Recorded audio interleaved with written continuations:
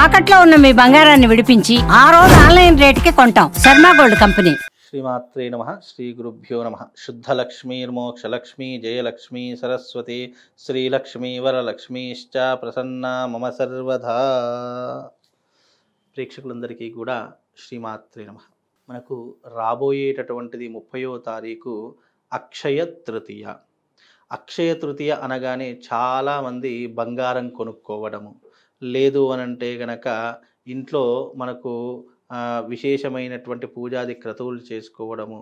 ఇక అక్షయ తృతీయ అంటే చాలామందికి బంగారమే గుర్తుకొస్తుంది. ఎలాగైనా సరే బంగారం తీసుకోవాలి, ఇక బంగారం తీసుకోకపోతే ఆ సంవత్సరం అంతా కూడా నష్టమే వస్తుంది అని చెప్పి భ్రమ పడిపోతూ ఉంటారు. నిజానికి అక్షయ తృతీయ అనేటటువంటిది మీ జీవితాన్ని ఉద్ధరింపజేసుకోవడానికి, మీ జీవితాన్ని మార్చుకోవడానికి ఏర్పడినటువంటిదే అక్షయ తృతీయ అని అర్థం. మీకు వేదమునందు శాస్త్రమునందు ఎప్పుడైనా మీరు గుర్తుపెట్టుకోండి, అక్షయ తృతీయ రోజున ఏమేమి జరిగాయి, పురాణాలలో కానీ ఇతిహాసాలలో కానీ సనాతన సాంప్రదాయంలో కానీ ఏమేమి కార్యక్రమాలు జరిగాయి, ఎలాంటి పనులు జరిగాయి అనేటటువంటివి మీరు తెలుసుకోవాలి. ఎందుకంటే అవి తెలుసుకుంటే మనం బంగారం కొనుక్కోవాలా, లేదా ఇంట్లో పూజాది క్రతువులు చేసుకోవాలా, దాన ధర్మాలు చేసుకోవాలా మనకు అర్థమవుతుంది. ఎందుకంటే ఎప్పుడైనా గుర్తుపెట్టుకోండి, అక్షయ తృతీయ రోజున జరిగినటువంటి పురాణ ఇతిహాసాల గాథలు ఏంటి అంటే, అక్షయ తృతీయ రోజున పరశురామ జయంతి, అంటే పరశురాముడు భూమి మీద పుట్టినటువంటి రోజు కాబట్టి ఆ పరశురాముడి యొక్క జయంతిని జరుపుకుంటారు. అదే రకంగా అక్షయ తృతీయ రోజున శ్రీ మహాలక్ష్మి కుబేరునికి అనుగ్రహించినటువంటి రోజు, అంటే సిరి సంపదలు అనుగ్రహించినటువంటి రోజు ఈ అక్షయ తృతీయ. అలాగే ధర్మరాజుకి సాక్షాత్తు సూర్య భగవానుడు అక్షయ పాత్ర ఉంటుంది కదా, అంటే అక్షయ పాత్ర అంటే మనం ఏది కోరుకుంటే అది దాని నుంచి బయటకు వచ్చేటటువంటి పాత్ర అక్షయ పాత్ర. ఆ అక్షయ పాత్రను ప్రసాదించినటువంటి రోజు ఈ యొక్క అక్షయ తృతీయ రోజున. కాబట్టి ఇది చాలా విశేషమైనటువంటిది. అందులోనూ పంచమ వేదమైనటువంటి శ్రీ మహాభారతాన్ని లిఖించినటువంటి రోజు కూడా, అంటే వ్యాస భగవానుడు గణపతికి చెప్పినటువంటి సందర్భం కూడా ఈ అక్షయ తృతీయ రోజునే. అలాగే ఇంకో గొప్పతనం ఏంటి అంటే గనక అక్షయ తృతీయ రోజున కృతయుగం ముగిసిపోయి త్రేతాయుగం అంటే రాముడి యొక్క యుగం ప్రారంభమైనటువంటి రోజు కూడా ఈ అక్షయ తృతీయ రోజునే. అలాగే శ్రీ మహాలక్ష్మికి ఇష్టమైనటువంటి రోజు, ఈ రోజున ఆ లక్ష్మీదేవిని ఆరాధించినటువంటి వారికి సిరి సంపదలను కలిగించినటువంటి రోజు కూడా ఈ అక్షయ తృతీయ. అలాగే ద్వాపర యుగానికి వస్తే గనక ద్వాపర యుగంలో కుచేలుడు, శ్రీకృష్ణుడి యొక్క స్నేహితుడైనటువంటి కుచేలుడు శ్రీకృష్ణుని యొక్క ద్వారకు చేరుకున్నటువంటి రోజు, శ్రీకృష్ణుడు కుచేలుడిని అనుగ్రహించినటువంటి రోజు, సిరి సంపదలను కలగజేసినటువంటి రోజు కూడా ఈ అక్షయ తృతీయ రోజునే. అలాగే ఈ అక్షయ తృతీయ ఎన్నో రకాలైనటువంటి మంచి పనులకు, ఎంతోమంది పుణ్యాత్ముల యొక్క జన్మదివన రోజుకి ఈ యొక్క రోజు కారణమయ్యింది. కాబట్టే ఈ రోజున చాలా విశేషమైనటువంటి రోజు అని చెప్పడం జరిగింది. ఇక్కడ ఎక్కడా కూడా ఈ శాస్త్రంలో అక్షయ తృతీయ బంగారం కొన్నారు, బంగారం వచ్చింది అని ఎక్కడా కూడా లేదు. కాకపోతే మనకు ఈ యొక్క పురాణాల ప్రకారం ఏంటి అని అంటే గనక గండకీ నదిలో బంగారం ఉద్భవించినటువంటి రోజు, అంటే బంగారం కనిపించినటువంటి రోజు కూడా ఈ అక్షయ తృతీయ రోజునే అని అంటారు. కాబట్టి శ్రీ మహాలక్ష్మి అమ్మవారి యొక్క రూపాన్ని, శ్రీ మహాలక్ష్మి యొక్క నిదర్శనానికి మనం మీద గుర్తుగా చూసుకోవాలి అంటే మనం బంగారాన్ని అంటే పసిడిని చూసుకుంటాము. అందుకే చాలామంది ఈ రోజున బంగారం కొంటే నిరంతరం పెరుగుతూ ఉంటుంది, ఇంకా సంవత్సర కాలం అంతా కొంటూనే ఉంటాము అని చాలామంది భ్రమలో ఉంటారు. కానీ అది అవాస్తవం. బంగారం కొనాలని శాస్త్రంలో లేదు, ఎక్కడ కూడా చెప్పలేదు. కనుక ఈ రోజున బంగారం కొనడం మంచిదే. ఎందుకంటే ఏదైనా ఈ రోజున ఒక వస్తువు ఇంటికి తెచ్చుకుంటే అది రెట్టింపు అవుతుంది అని మన యొక్క విశ్వాసం తప్ప శాస్త్రం నందు బంగారం కొనమని చెప్పలేదు. ఇక విషయానికి వస్తే ఈ రోజున బంగారం కంటే విలువైంది ఏముంటుంది అని అంటే కనుక, శ్రీ మహాలక్ష్మీదేవిని మన ఇంట్లోకి తీసుకురావాలంటే ఉప్పు తీసుకొని రండి.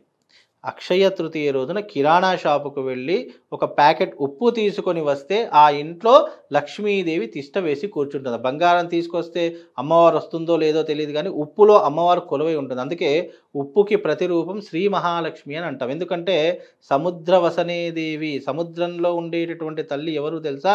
శ్రీ మహాలక్ష్మి.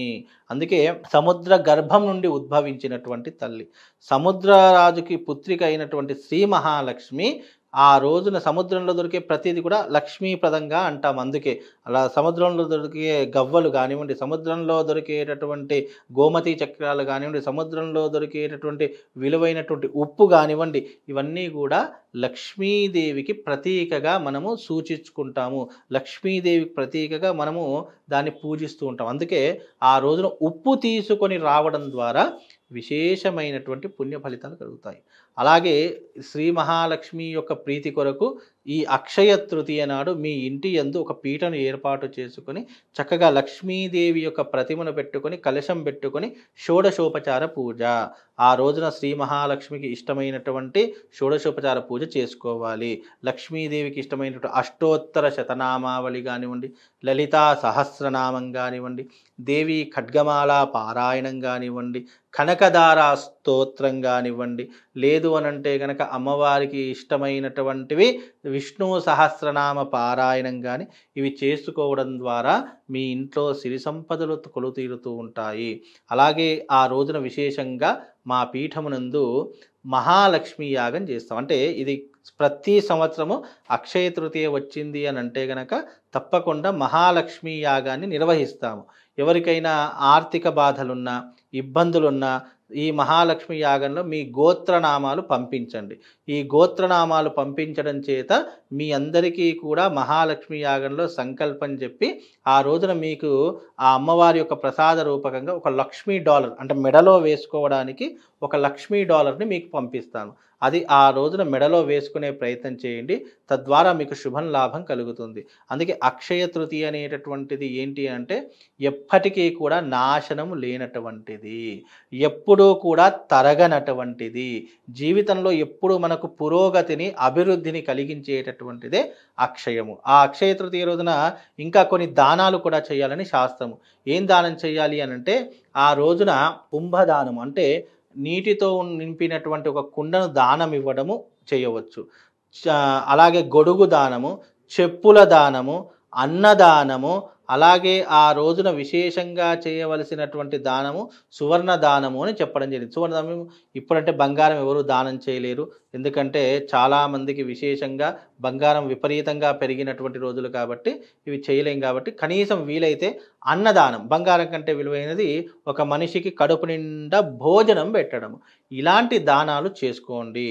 దానం వల్ల పుణ్యం కలుగుతుంది, పుణ్యం వల్ల పాపాలు నశింపబడతాయి, పాపాలు నశింపబడితే మనం పుణ్యాత్ములమైపోయి మనం చేసిన ఏ పనిలోనైనా విజయం చేకూరుతుంది. అందుకే ఈ అక్షయ తృతీయ మీ జీవితాన్ని మార్చేటటువంటి తిథి. అక్షయ తృతీయ రోజున శ్రీ మహాలక్ష్మి యాగము హైదరాబాద్ పట్టణంలో నిర్వహించబడుతుంది. మీకు వీలుంటే గనక వచ్చే ప్రయత్నం చేయండి. ఒకవేళ మీరు రాకపోయినా మీ గోత్రనామాలు, మీ ఇంటి పేరు, మీ గోత్రము, మీ కుటుంబ సభ్యులందరి పేర్లు పంపించండి. ఆ రోజున స్వయంగా నేనే శ్రీ మహాలక్ష్మి యాగం నిర్వహిస్తాను. అక్కడ ఆ మహాలక్ష్మి యాగంలో మీ గోత్రనామాలను చెప్పేటటువంటి ప్రయత్నం చేస్తాను. కాబట్టి అక్షయ తృతీయను శ్రీ మహాలక్ష్మి రూపకంగా పూజించుకోండి. ఆ రోజున ఎవరిని పూజించాలి? లక్ష్మీదేవిని పూజించాలి, గణపతిని పూజించాలి, అలాగే కుబేరుణ్ణి పూజించాలి, శ్రీకృష్ణుణ్ణి పూజించాలి. వీళ్ళందరినీ కూడా పూజనీయంగా మన వేదము శాస్త్రం మనకు చెప్పినటువంటి విషయాలు కనుక ఈ రకమైనటువంటి పూజా విధానాలు చేసుకొని ఈ రకంగా దాన ధర్మాలు చేసుకోండి. మీ అందరికీ మహాలక్ష్మి అమ్మవారి యొక్క అనుగ్రహంతో పాటు అందరికీ అక్షయ తృతీయ శుభాకాంక్షలు.